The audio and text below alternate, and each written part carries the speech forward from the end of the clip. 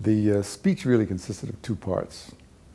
There's the written, prepared text of the speech, and there's that part of the speech which he speaks extemporaneously, was not contemplated by the original text. My role is that I had drafted, for Dr. King's use and consideration, a summary of ideas that we had talked about on at least 2 or 3 occasions prior to August 28th. So that I frequently hear people say that Dr. Jones crafted the I Have a Dream speech. That is not true.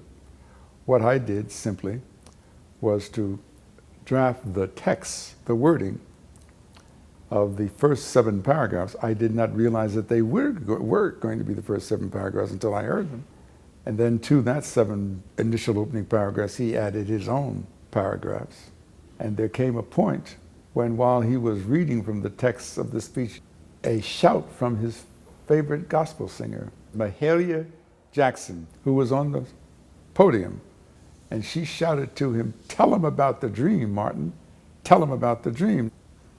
I noticed when she shouts to him that he looks over at her in real time momentarily, but then he takes the text of the written speech that has been prepared and he slides it to the left side of the lectern, grabs the lectern, looks out on more than 250,000 people there assembled. And I turned to the person standing next to me, whoever that is, I can't remember. I said, "These people out there, they don't know it, but they're about ready to go to church." From there, after, the balance of the speech in real time was extemporaneously spoken and spontaneously spoken, so that that portion of the speech, which is most celebrated in this country and around the world, the I Have a Dream speech, that is not the speech that he planned to give.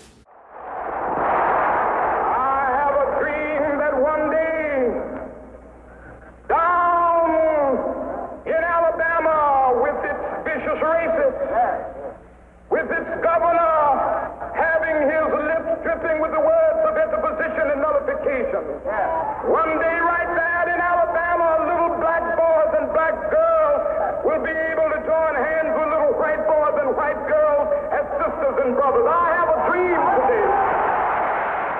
When I first heard Dr. King use the phrase, "I have a dream," I thought it was very poetical and very creative.